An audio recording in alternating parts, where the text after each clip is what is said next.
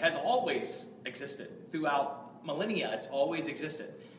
Where the debate is, where I think the debate is, and where there's legitimate debate, I believe, is how much has man contributed to it, and how much can man actually do about it. I don't support a carbon tax, and I don't support that. I would tell you, and science also shows, you can check this out as well too, you could power Virginia Beach for almost a year, and it's the equivalent of burning 1 acre of rainforest in Indonesia, because carbon has been packed for millions of years underneath the surface, and if you burn those trees, which are also filters, you release carbon in the atmosphere. That's way worse. So I think there's legitimate debate on how much man actually causes it and how much man can actually do about it. That being said, I think that there has to be things done for our national security around our area. There has to be a thought process on shipping lanes, everything, because there is climate change. Because it does happen, does occur. It has happened forever. So I mean, I am more than willing to looking at issues on how we deal with that problem. I like Norfolk. For you folks from Norfolk out there, Norfolk was talking about this as well too, but they were talking about it in a way, so let's study this, let's create business around this to figure out how we either protect or how we are on the offensive with recurrent flooding and climate change, and then use that and export that around both the nation and around the world. I would be 100% supportive of something like that. Another question we've gotten a couple times is, what's your stance on the TPP? So the TPP, it's dead already. I mean, the TPP is dead. I think it was even dead before the president came into the office, and then he certainly signed an order to do it. I think that I don't like how it was negotiated over there in Asia. Of course, I think that China was the big benefit. They don't play by the rules of the TPP. Excuse me. On trade, I'm a free trader, but I think the president's right when you look at how these things have been negotiated. I think that you do have to have more of an emphasis on us. And I also think, like you saw when I talked about my legislation, I think it's important when we do have trade deals that we periodically look at them to see how they're benefiting our country or not, and then decide whether we want to continue to do those. So I think that when you look at some kind of trade deal that was done 10 years ago, it may be wonderful, it may have done good for us, it may not.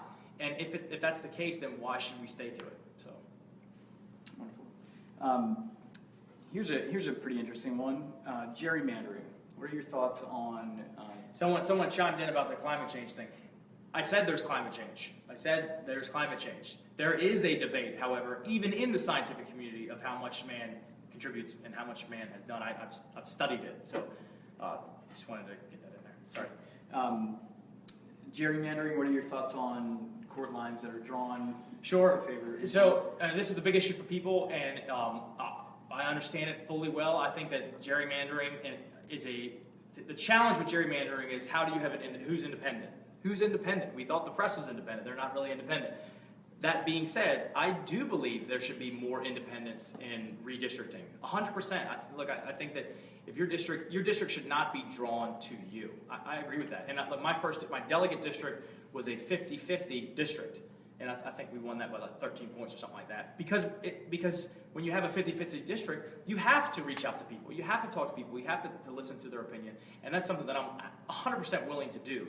So I think that gerrymandering has hurt some things, of course. I'd like to see more independent, nonpartisan redistricting.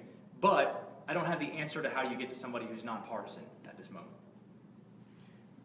All right. Another question that we've gotten a couple times tonight: what is your stance, and how do you plan to deal with issues pertaining to homeless veterans? And what have you done anything in the past? Well, what I will tell you with homeless veterans, when I was at the state, we worked on this very, very hard, and I have to give the governor props as well too. The current governor, McAuliffe, the state has worked with agencies to make sure that no veteran is homeless. I think Virginia. We have a policy. I mean, we were at the Hampton VA, like I said last week, and they were saying that any veteran with a veteran status has the ability to be able to get housing or help. There's a wonderful program that I've supported for years in Virginia Beach called Vets House. There's a senior chief there. Veterans go there. They have a job in 10 days. He helps place them, of course. They got chores, and they have mandatory AA. And within 1 year, I think he's like at 75% back into society sort of rate. So Virginia does a really good job with homeless veterans, and I'm very proud to have helped and been a part of that. Another thing that's come up, obviously with President Trump discussing this over the last couple days, is black sites and enhanced interrogation techniques. What is your stance on that? Is there anything you think we could be doing better? Well, I think, torture is also an emotional issue for a lot of people, right? What I will tell you is there's probably people out there right now who've been waterboarded or watching that have been subjected to far worse within our own military training. But I think you need to define what that is. Like and I know that there's a different president here, and you may support him and you may not. To me, if waterboarding gets secrets that protects you and stops you and your family from being killed, then I'm actually fine with it. Now there's absolutely subjective in terms of what is acceptable as torture and what's not, what's illegal internationally and what's not. I get that whole argument for sure.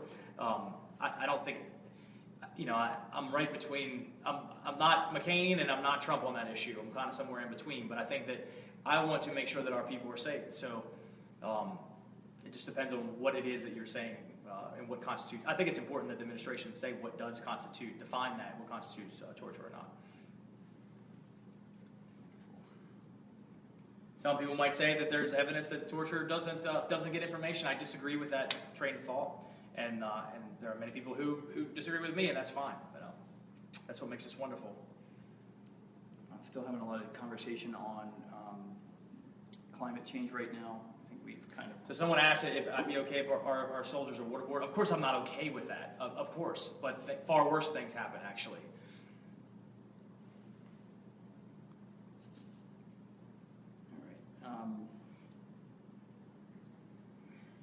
A couple more things that we've kind of discussed throughout this process this week.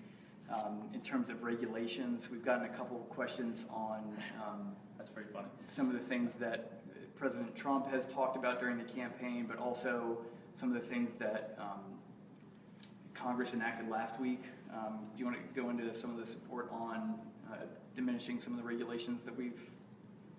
Sure. Well, we voted for the REINS Act, which basically, and I was very clear on the campaign trail about I believe that the balance of powers were very much out of balance as a nation now, and that doesn't matter if Trump's the president or Obama's the president.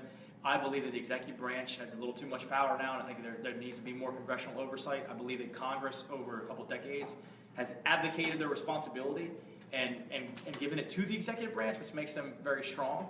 And whether you're a Democrat or you're a Republican, I do not think that's good. I think we have that balance of powers.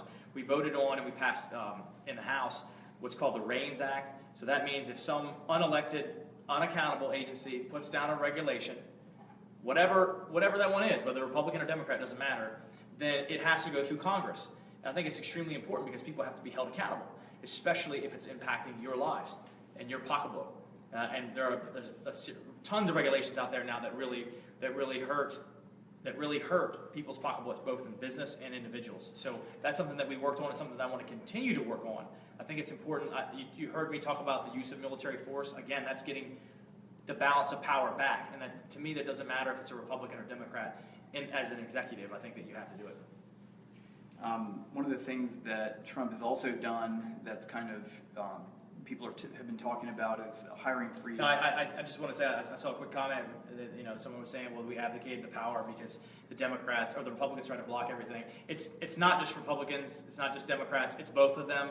It's happened over a long time and a long period. And again, I think you don't want to be 5 presidents from now and that executive branch continue to expand, because then you'll have a king. So I think you have to get it under control, regardless of what you are. All right. One of the other things we've been talking about is a federal hiring freeze. What are your thoughts on that? And just in general, is that something you support? I'm sorry, say that again. Federal hiring freeze? So the hiring freeze just came down. What my office is actually right now trying to find out more information on it and what that means and when's it stop? What are the things?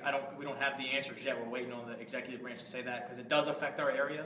We got calls recently, I think today, as a matter of fact, on the hiring freeze in Chincoteague. Out there's the public beach that has to hire a lot of folks for the summertime. It's absolutely going to affect our district. So you can bet that we're already on it, calling the executive branch to find out what the details are. And when we have it, we'll push that out, of course, and communicate it.